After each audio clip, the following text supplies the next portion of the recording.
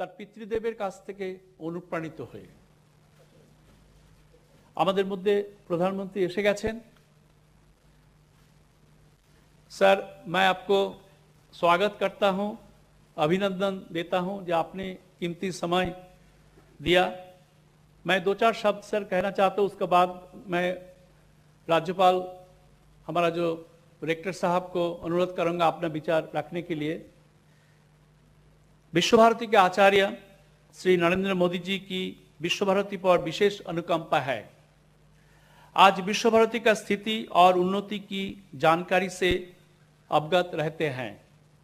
आज वो virtual mode में अपना बात रखेंगे। उन्होंने विश्व भारती में आने की इच्छा भी जाहिर की थी, किंतु आना संभव नहीं हुआ कोई विशेष कारण के बजाय। अभी कुछ दिन पूर्व सर आप 24 दिसंबर 2020 अपने विश्व भारती को शताब्दी समारोह का आयोजन में अपना प्रेरणादायी वक्तव्य रखा था, जिससे हम सब विश्व भारती के उन्नति कार्य में पुनः उत्साहित हुए थे। हमारे आचार्य भारत के प्रधानमंत्री के रूप में सफलतापूर्वक देश की बागडोर संभाल रहे हैं। इस कोरोना काल में भी शिक्षा, उद्योग, व्यवसाय, कृषि और ऊर्जा हर दिशा में परिस्थिति को अनुरूप आप विकास की नई नई उद्भावना के रहे। वर्तमान वैश्विक स्थिति में संतोषजनक नहीं है। एक और कुछ देश पुरातन साम्राज्यवाद के नई रूप का प्रस्तुत करना चाह रहे थे। दूसरी ओर कोरोना महामारी के कारण भी भारत और विश्व के नई चुनौतियां का सामना कर रहा है। ऐसे में प्रधानमंत्री जी असीम धैर्य के साथ चुनौती का सामना करने के लिए हम लोगों का ऊर्जा दे रहे हैं। इस संकट काल में बदली हुई परिस्थिति में उन्होंने आत्मनिर्भर भारत की योजना द्वारा भारत को आगे बढ़ाने का ड्राफ्ट प्रस्तुत किया है।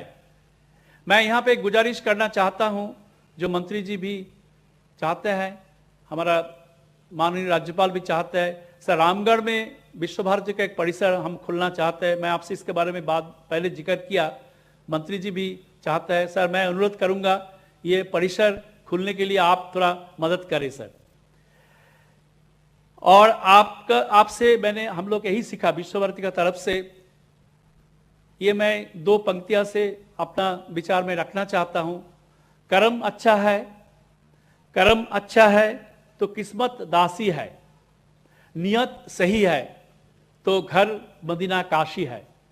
सर आपका मार्गदर्शन से हम लोग को इसी दिशा से लेके जा रहा है, तो मैं उम्मीद करता हूं और मेरा विश्वास है आपका आशीर्वाद रहें तो विश्व भारती सबसे ऊंचा शिखर पर पहुंचेंगे। सर यही बात करके मैं हमारा जो माननीय राज्यपाल जो विश्व भारती का रेक्टर भी है, मैं राज्यपाल साहब का अनुरोध करूंगा अपना विचार रखने के लिए।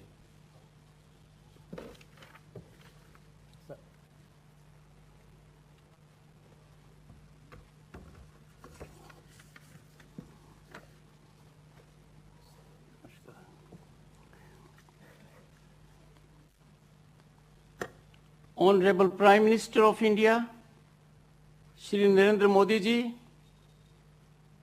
Honorable Education Minister Ramesh Pokhriyal ji, Minister of State Sanjay Dhotre ji, Vice Chancellor Vidut Chakrabarti ji, members of the faculty, members of the staff of Vishwa Bharati, students, ladies and gentlemen.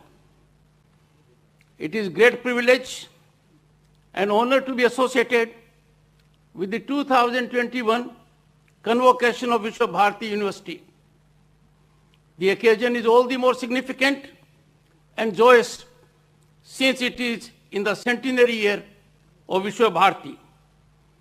Convocation is an important milestone marking end of one vital phase in life of a student and beginning of another very significant productive phase.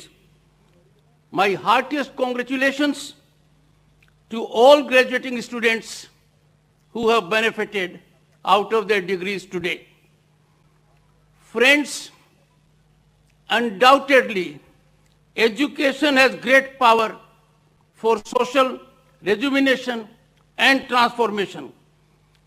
It is the most effective method and mode of lasting change. Let us recall on this day our past. Ancient Indian universities, Takshila, Nalanda, Vikramshila, had dominated the world of higher education for 1800 years, beginning from 6th century BC. That ancient system, which had many elements of modernity, produced great scholars, and to name few, Charak, Aryabhat, Chanakya, Panini, Patanjali, Gargi. They made historic, invaluable contributions to medical science, mathematics, astronomy, grammar, and social development. It is gratifying and honor for all of us that much awaited focus on education has been laid by our Honorable Prime Minister to usher in a new India. One of the many monumental contributions of Prime Minister Modi ji is the new education policy. It will gallop our journey to becoming Vishwaguru. Thanks to far-sightedness and vision of Honorable Prime Minister, the national education policy is turning out to be game changer in much needed education reforms to create vibrant knowledge society, ensuring higher quality of education to all, making India global knowledge superpower. 6 years of deliberations, hard work, involvement with all the stakeholders, very healthy involved debate, without bias, without discrimination, is the hallmark of this policy that has found widest acceptability. The policy echoes our national values, national ethos, and national goals. I find it satisfying that the policy also has what was capsuled by Rabindranath Tagore. Tagore used to say, quote, "The highest education is that which not only informs us, but brings our life in harmony with all existence," unquote. Thanks to our Prime Minister, we are in the process of executing it. We are now rightly moving from what to think on how to think approach in education that was needed for a long time. The effort now is inquiry-based, discovery-based, discussion-based, analysis-based methods to children. This will urge in children to learn, innovate, and create. Let us resolve on this day to live up to the expectations of the founder of this university, Kavi Guru, and let our mind be without fear. Let our head be always high. Very aptly, Gurudev Rabindranath Tagore capsuled the entire thought process of Vishwa Bharati when he reflected, I quote, "Vishwa Bharati represents India where she has her wealth of mind, which is for all. Vishwa Bharati acknowledges India's obligation to offer to others the hospitality of our best culture and India's right to accept from others their best," unquote. Friends, thanks to the leadership we have, the world has come to know about it through vaccination. The world was passing through greatest challenge, and India was lending helping hand to the needy outside our borders. During 100-year journey, it has become apparent that Shanti Niketan is Punya Bhumi of love, of fellow feeling, of empathy, with love for motherland, mother nature, and the universe. To the students who are graduating today, I can say one thing. India is changing. India is on incremental trajectory. You are going into a world teeming with opportunities. You have to play on front foot with the state bat, and the world will be for you to contribute. All of you have been fortunate and experienced to get education at this iconic place. Not everyone is so privileged. As you leave this campus, carry your learning with humility. And in some manner, in whatever manner you think appropriate, make earnest effort, sincere effort to give back to the society. And that will be a huge contribution, a big step for one. Let that be true test of your education. In the words of Aristotle, I quote, "Excellence is never an accident. It is always the result of higher intention, sincere effort, and intelligent execution. It represents the wise choice of many alternatives. Choice, not chance, determines your destiny," unquote. I would conclude, as like many of you, I am also looking forward to hear from our Prime Minister, whose discourses always touch our mind and heart, motivate us, inspire us, and we are put on a directional path. Gandhiji said, quote, "Be the change you wish to see in this world," unquote. So I say to you all, lead the world, be the change, make India proud, and India is on the rise in the estimate of one and all. Thank you. Jai Hind. Namaskar. धन्यवाद मान्यवर। अब मैं माननीय उपाचार्य महोदय से निवेदन करूंगी कि वे आचार्य महोदय का एक बार फिर से स्वागत करें। अभी सर, मेरा सबसे जो सौभाग्यपूर्ण काम है आपको आपका विचारधारा रखने के लिए अनुरोध करना। मैं उससे पहले मैं एक बात बताना चाहता हूँ सर आपको, जी यहाँ पे स्टूडेंट एंट्री थोड़ा रेस्ट्रिक्टेड है क्योंकि कोरोना का बजाय, तो लेकिन सभी स्टूडेंट्स यहाँ पे वर्चुअल मोड पे कनेक्टेड है। तो आपका जो विचारधारा, हमारा जितना स्टूडेंट आज ग्रेजुएट हो रहा है सब सुन पाएंगे। सर अभी आपको मैं अनुरोध कर रहा हूँ, आपका विचारधारा आप रखें। धन्यवाद सर।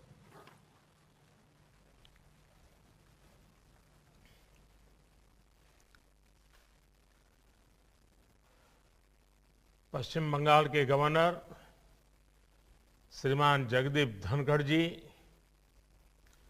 विश्व भारती के वाइस चांसलर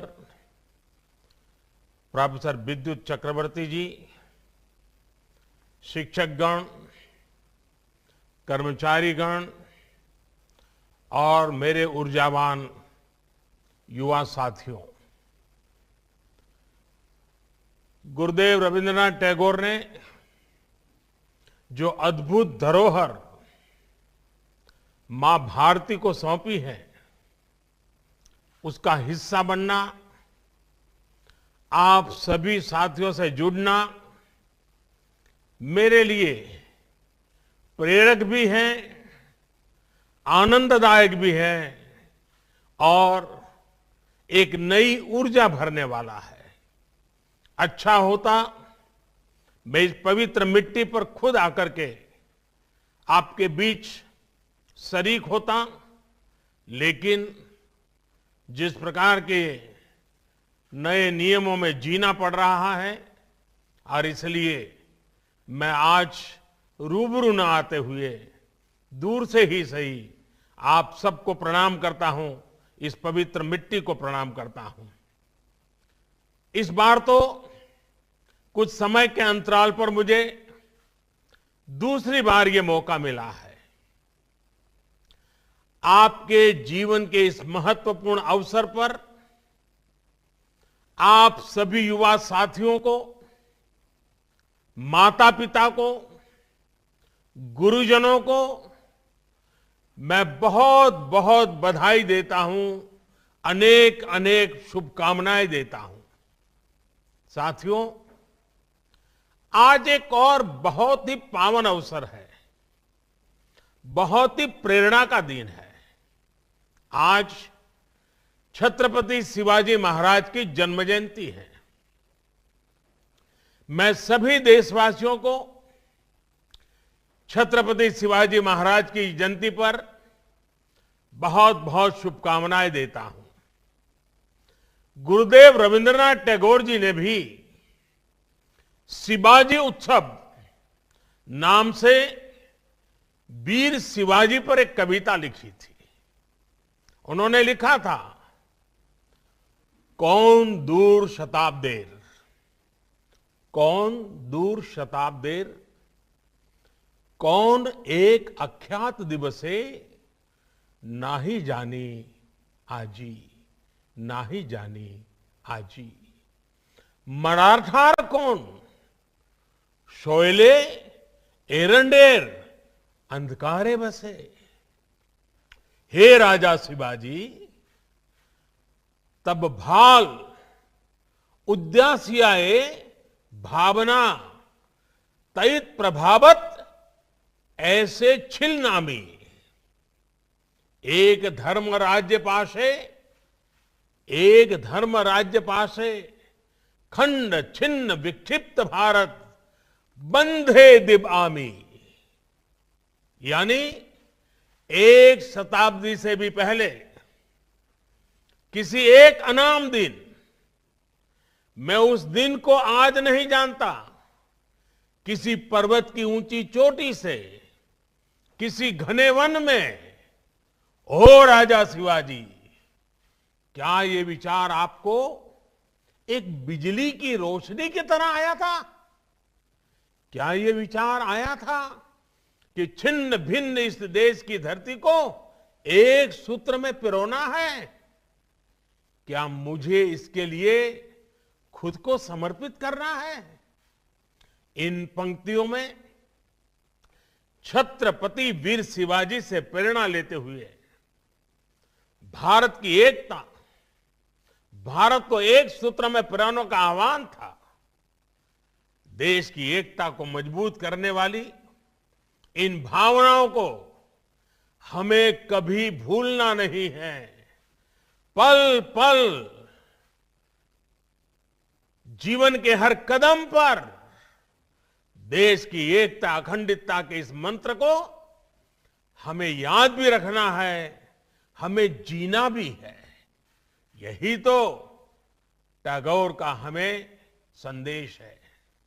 साथियों, आप सिर्फ एक विश्वविद्यालय का ही हिस्सा नहीं है, बल्कि एक जीवंत परंपरा के वाहक भी है।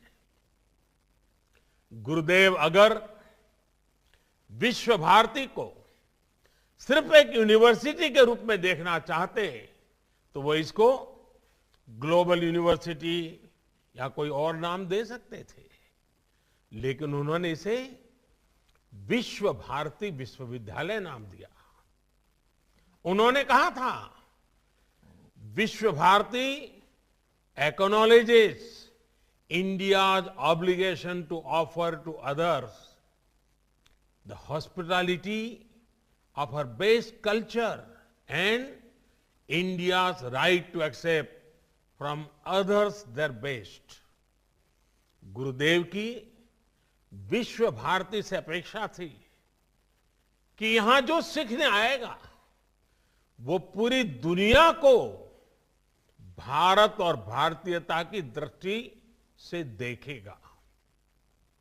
गुरुदेव का ये मॉडल ब्रह्म, त्याग और आनंद के मूल्यों से प्रेरित था।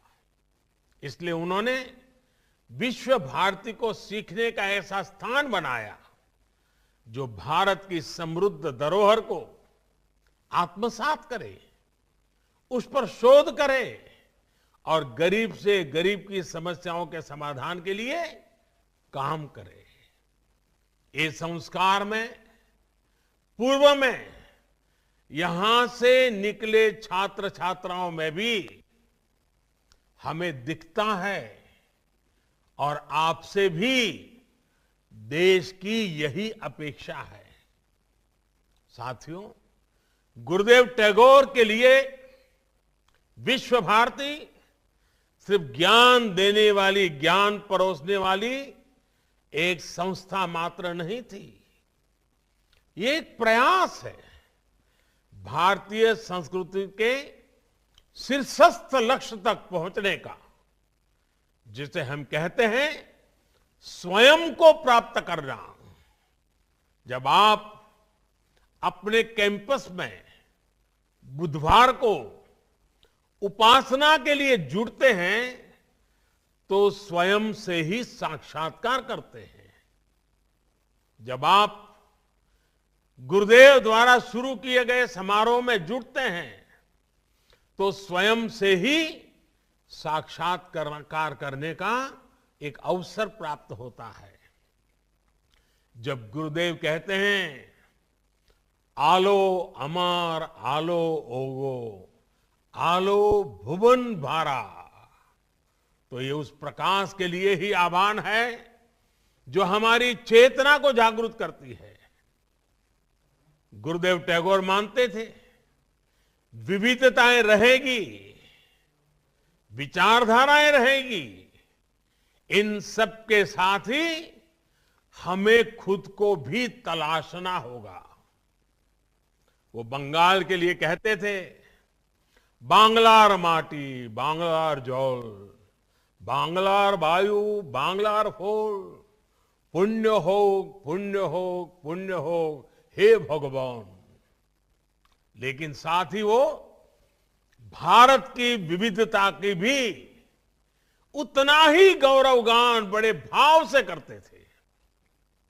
वो कहते थे हे मोर चित्तो पुण्यो, हे मोर चित्तो पुण्यो तीर्थे जागोरे धीरे ई भारतेर महामनोबेर सागरो तीरे हेथाय दाराय दबाहु बाराय नमो नरोदे बोतारे। और ये गुरुदेव का ही विशाल विजन था कि शांति निकेतन के खुले आसमान के नीचे वो विश्व मानव को देखते थे। ऐशो कर्मी ऐशो ज्ञानी ऐसो जन कल्याणी ऐशो तपस राजो है, ऐशो है दिशक्ति संपद मुक्ता बंधो सोमाज है। हे श्रमिक साथियों, हे जानकार साथियों, हे समाज सेवियों, हे संतों, समाज के सभी जागरूक साथियों, आइए समाज की मुक्ति के लिए मिलकर के प्रयास करें। आपके कैंपस में ज्ञान प्राप्ति के लिए एक पल भी बिताने वाले का यह सौभाग्य है कि उसे गुरुदेव का ये विजन मिलता है। साथियों, विश्व भारती तो अपने आप में ज्ञान का वो उन्मुक्त समंदर है जिसकी नींव ही अनुभव आधारित शिक्षा के लिए रखी गई। ज्ञान की क्रिएटिविटी की कोई सीमा नहीं होती है।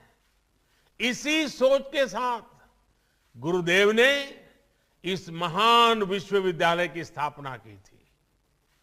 आपको यह भी हमेशा याद रखना होगा कि ज्ञान, विचार और स्किल स्टैटिक नहीं है, पत्थर की तरह नहीं है, स्थिर नहीं है, ये जीवंत है, ये सतत चलने वाली प्रक्रिया है। और इसमें कोर्स करेक्शन की गुंजाइश भी हमेशा रहेगी, प्रोग्रेसिव अनफोल्डमेंट। लेकिन नॉलेज और पावर दोनों रिस्पॉन्सिबिलिटी के साथ आते हैं।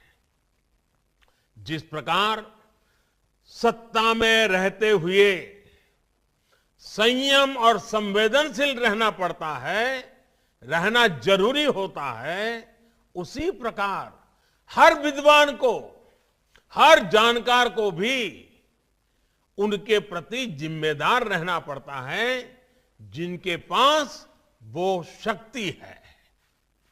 आपका ज्ञान सिर्फ आपका नहीं बल्कि समाज की, देश की, अरे भावी पीढ़ियों की भी वो धरोहर है। आपका ज्ञान, आपकी स्किल एक समाज को, एक राष्ट्र को गौरवान्वित भी कर सकती हैं और वो समाज को बदनामी और बर्बादी के अंधकार में भी धकेल सकती है। इतिहास और वर्तमान में ऐसे अनेक उदाहरण हैं। आप देखिए, जो दुनिया में आतंक फैला रहे हैं, जो दुनिया में हिंसा फैला रहे हैं, उनमें भी कई highly educated, highly learned, highly skilled लोग हैं। दूसरी तरफ ऐसे भी ये लोग हैं जो कोरोना जैसी महामारी से दुनिया को मुक्ति दिलाने के लिए दिन रात अपनी जान की बाजी लगा देते हैं, अस्पतालों में डटे रहते हैं, प्रयोगशालाओं में जुटे हुए हैं। ये सिर्फ विचारधारा का प्रश्न नहीं है, मूल बात तो माइंडसेट का है। आप क्या करते हैं, इस बात पर निर्भर करता है कि आपका माइंडसेट पॉजिटिव है या नेगेटिव है। स्कोप दोनों के लिए है, रास्ते दोनों के लिए ओपन है। आप समस्या का हिस्सा बनना चाहते हैं या फिर समाधान का, ये तय करना हमारे अपने हाथ में होता है। अगर हम उसी शक्ति, उसी सामर्थ्य, उसी बुद्धि, उसी वैभव को सत्कार्य के लिए लगाएंगे तो परिणाम एक मिलेगा, दुष्कर्म के लिए लगाएंगे तो परिणाम दुष्कर्म मिलेगा। अगर हम ही सिर्फ अपना हित देखेंगे तो हम हमेशा चारों तरफ मुसीबतें देखते आएंगे, समस्याएं देखते आएंगे, नाराजगी देखते आएंगे, आक्रोश नजर आएगा। लेकिन अगर आप खुद से ऊपर उठ करके, अपने स्वार्थ से ऊपर उठ करके नेशन फर्स्ट की अप्रोच के साथ आगे बढ़ेंगे तो आपको हर समस्या के बीच में भी सॉल्यूशन ढूंढने का मन करेगा, सॉल्यूशन नजर आएगा।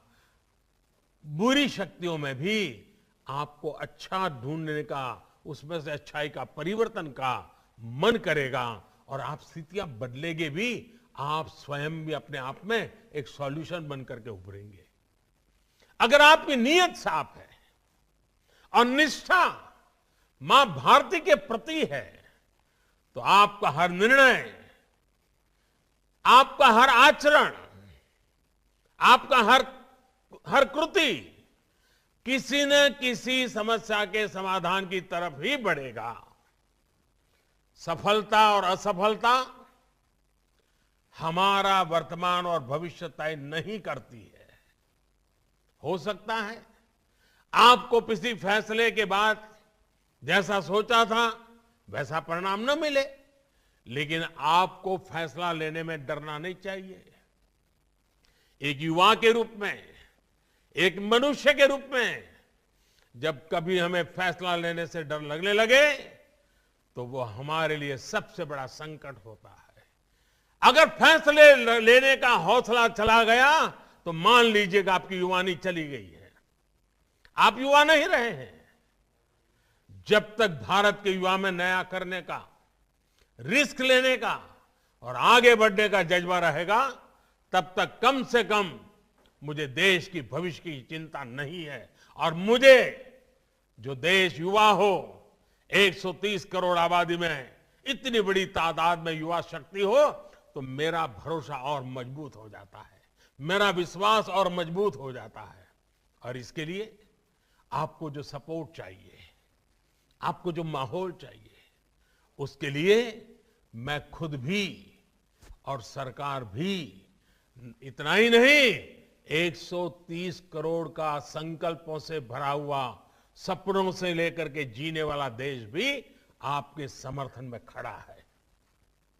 साथियों, विश्व भारती के 100 वर्ष के ऐतिहासिक अवसर पर जब मैंने आपसे बात की थी तो उस दौरान भारत के आत्मसम्मान और आत्मनिर्भरता के लिए आप सभी युवाओं के योगदान का जिक्र किया था। यहां से जाने के बाद जीवन के अगले पड़ाव में आप सभी युवाओं को अनेक तरह के अनुभव मिलेंगे। साथियों, आज जैसे छत्रपति शिवाजी महाराज की जयंती का हमें गर्व है, वैसे ही मुझे आज धर्मपाल जी की याद आती है। महान गांधीवादी धर्मपाल जी, आज महान गांधीवादी धर्मपाल जी की भी जन्म जयंती है। उनकी एक रचना है, the beautiful tree indigenous Indian education in the 18th century. आज आपसे बात करते हुए मैं इस पवित्र धाम में जब आपसे बात कर रहा हूं तो मेरा मन करता है उसका जिक्र मैं जरूर करूं। और बंगाल की धरती, ऊर्जावान धरती के बीच जब बात कर रहा हूं तब तो मेरे स्वाभाविक मन करता है कि मैं जरूर धर्मपाल जी के उस विषय को मैं आपके सामने रखूं। धर्मपाल जी ने इस पुस्तक में धर्मपाल जी ने थॉमस मुंद्रो द्वारा किए गए एक राष्ट्रीय शिक्षा सर्वे का ब्यौरा दिया है। 1820 में हुए, 1820 यानी करीब 200 साल, 1820 में हुए इस शिक्षा सर्वे में कई ऐसी बातें हैं जो हम सबको हैरान भी करती हैं और गौरव से भर देती हैं। उस सर्वे में भारत की साक्षरता दर बहुत ऊंची आंकी गई थी। सर्वे में यह भी लिखा गया था कि कैसे हर गांव में एक से ज्यादा गुरुकुल थे और जो गांव के मंदिर होते थे वो सिर्फ पूजा पाठ की जगह नहीं, वे शिक्षा को बढ़ावा देने वाले, शिक्षा को प्रोत्साहन देने वाले एक अत्यंत पवित्र कार्य से भी गांव के मंदिर जुड़े हुए रहते थे। वे भी गुरुकुल की परंपराओं को आगे बढ़ाने में, बल देने में प्रयास करते थे। हर क्षेत्र, हर राज्य में, यह बड़ी महत्वपूर्ण बात है, हर क्षेत्र, हर राज्य में तब महाविद्यालयों का बहुत गर्व से देखा जाता था कि कितना बड़ा उनका नेटवर्क था। उच्च शिक्षा के संस्थान भी बहुत बड़ी मात्रा में थे।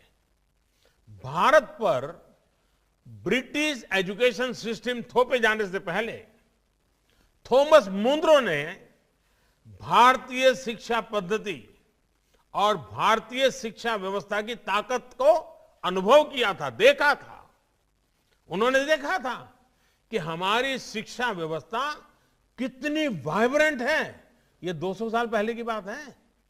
इसी पुस्तक में विलियम एडम का भी जिक्र है, जिन्होंने ये पाया था कि 1830 में बंगाल और बिहार में 1 लाख से ज्यादा विलेज स्कूल थे, ग्रामीण विद्यालय थे। साथियों, ये बातें मैं आपको विस्तार से इसलिए बता रहा हूं क्योंकि हमें यह जानना आवश्यक है कि हमारी शिक्षा व्यवस्था क्या थी, कितनी गौरवपूर्ण थी, कैसे हर इंसान तक पहुंची हुई थी और बाद में अंग्रेजों के कालखंड में और उसके बाद के कालखंड में हम कहां से कहां पहुंच गए, क्या से क्या हो गया। गुरुदेव ने विश्व भारती में जो व्यवस्थाएं विकसित की, जो पद्धतियां विकसित की, वो भारत की शिक्षा व्यवस्था को परतंत्रता की बेड़ियों से मुक्त करने, भारत को आधुनिक बनाने का एक माध्यम थी। अब आज भारत में जो नई राष्ट्रीय शिक्षा नीति बनी है, वो भी पुरानी बेड़ियों को तोड़ने के साथ ही विद्यार्थियों को अपना सामर्थ्य दिखाने की पूरी आजादी देती है। ये शिक्षा नीति आपको अलग अलग विषयों को पढ़ने की आजादी देती है। ये शिक्षा नीति आपको अपनी भाषा में पढ़ने का विकल्प देती है। ये शिक्षा नीति एंटरप्रेन्योरशिप, सेल्फ एम्प्लॉयमेंट को भी बढ़ावा देती है। ये शिक्षा नीति रिसर्च को, इनोवेशन को बल देती है, बढ़ावा देती है। आत्मनिर्भर भारत के निर्माण में ये शिक्षा नीति भी एक अहम पड़ाव है। देश में एक मजबूत रिसर्च और इनोवेशन इकोसिस्टम बनाने के लिए भी सरकार लगातार काम कर रही है। हाल ही में सरकार ने देश और दुनिया के लाखों जर्नल्स की फ्री एक्सेस अपने स्कॉलर्स को देने का फैसला किया है। इस साल बजट में भी रिसर्च के लिए नेशनल रिसर्च फाउंडेशन के माध्यम से आने वाले 5 साल में 50,000 करोड़ रुपए खर्च करने का प्रस्ताव रखा है। साथियों, भारत की आत्मनिर्भरता देश की बेटियों के आत्मविश्वास के बिना संभव नहीं है। नई राष्ट्रीय शिक्षा नीति में पहली बार जेंडर इंक्लूजन फंड की भी व्यवस्था की गई है। इस पॉलिसी में 6ठी क्लास से ही कारपेंटरी से लेकर कोडिंग तक ऐसे अनेक स्किल सेट्स पढ़ाने की योजना इसमें है, जिन स्किल्स से लड़कियों को दूर रखा जाता था। शिक्षा नीति बनाते समय बेटियों में ड्रॉप आउट रेट ज्यादा होने के कारणों को गंभीरता से स्टडी किया गया है। इसलिए पढ़ाई में निरंतरता, डिग्री कोर्स में एंट्री और एग्जिट का ऑप्शन हो और हर साल का क्रेडिट मिले, इसकी एक नए प्रकार की व्यवस्था की गई है। साथियों, बंगाल ने अतीत में भारत के समृद्ध ज्ञान विज्ञान को आगे बढ़ाने में देश को नेतृत्व दिया और यह गौरवपूर्ण बात है। बंगाल एक भारत श्रेष्ठ भारत की प्रेरणा स्थली भी रहा है और कर्मस्थली भी रहा है। शताब्दी समारोह में चर्चा के दौरान मैंने इस पर भी विस्तार से अपनी बात रखी थी। आज जब भारत 21वीं सदी की नॉलेज इकोनॉमी बनाने की तरफ बढ़ रहा है, तब भी नजरें आप पर है, आप जैसे नौजवानों पर है, बंगाल की ज्ञान संपदा पर है, बंगाल के ऊर्जावान नागरिकों पर है। भारत के ज्ञान और भारत की पहचान को विश्व के कोने कोने तक पहुंचाने में विश्व भारती की बहुत बड़ी भूमिका है। इस वर्ष हम अपने आजादी के 75वें वर्ष में प्रवेश कर रहे हैं। विश्व भारती के प्रत्येक विद्यार्थी की तरफ से देश को सबसे बड़ा उपहार होगा कि भारत की छवि को और निखारने के लिए हम सब मिलकर के, और विशेष करके मेरे नौजवान साथी, ज्यादा से ज्यादा लोगों को जागरूक करें। भारत जो है, जो मानवता, जो आत्मीयता, जो विश्व कल्याण की भावना हमारे रक्त के कण कण में है, उसका एहसास बाकी देशों को कराने के, पूरी मानव जात को कराने के लिए विश्व भारती को देश की शिक्षा संस्थाओं का नेतृत्व करना चाहिए। मेरा आग्रह है, अगले 25 वर्षों के विश्व भारती के विद्यार्थी मिलकर एक विजन डॉक्यूमेंट बनाए। जब आजादी के 100 साल होंगे, वर्ष 2047 में, जब भारत अपनी आजादी के 100 वर्ष का समारोह बनाएगा, तब तक विश्व भारती के 25 सबसे बड़े लक्ष्य क्या होंगे, ये इस विजन डॉक्यूमेंट में रखे जा सकते हैं। आप अपने गुरुजनों के साथ चिंतन मनन करें, लेकिन कोई न कोई लक्ष्य अवश्य तय करें।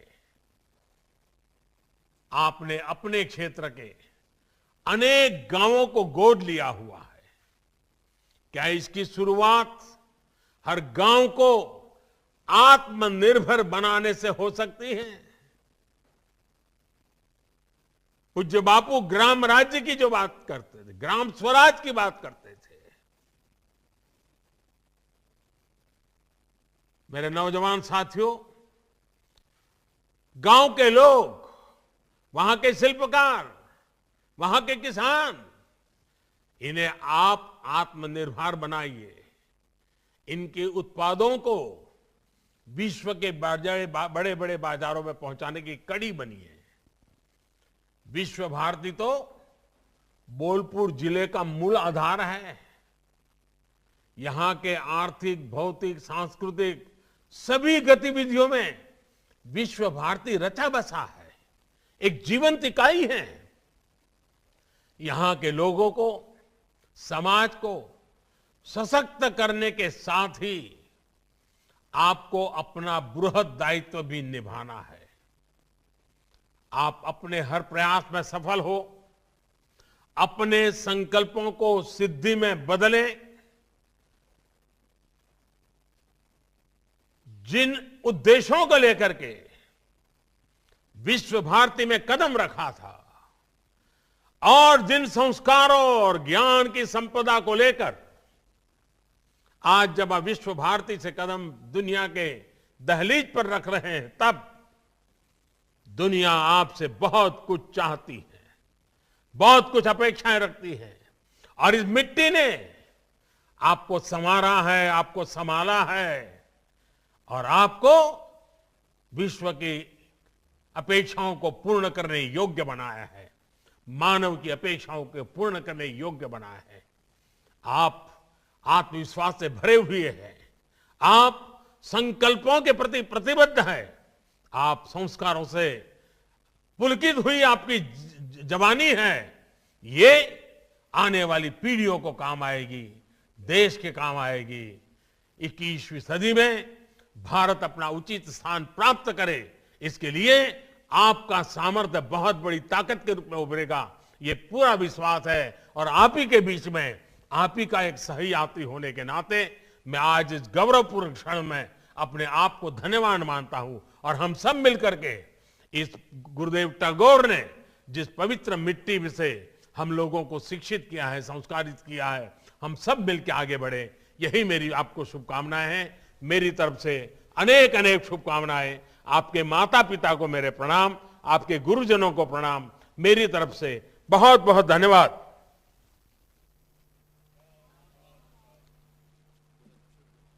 धन्यवाद महामहिम। आपके द्वारा दिखाए गए मार्ग हमारे जीवन के लिए अत्यंत महत्वपूर्ण है। अब मैं माननीय उपाचार्य महोदय से निवेदन करूंगी कि वे अपने आशीर्वचन से हमें प्रेरित करें। मैं अपने तरफ से मेरा जो आचार्य है नरेंद्र मोदी जी को मैं धन्यवाद देता हूं और ये अनुरोध करता हूं, सर एक बार आप खुद आ जाइए। ये वर्चुअली में दिल मानता नहीं, से अनुरोध है आपको सर। हाँ सर, तो मैं रिक्वेस्ट यही करूंगा सबका तरफ से, आप प्लीज एक बार आ जाइए यहाँ पे। नहीं, मुझे बहुत अच्छा लगेगा, मैं जरूर आऊंगा। धन्यवाद স্যার। আশীর্বচন ছাত্রদের জন্য, यहाँ पे এখানে ছাত্ররা তো নেই, যারা শুনছে তাদের জন্য বলছি।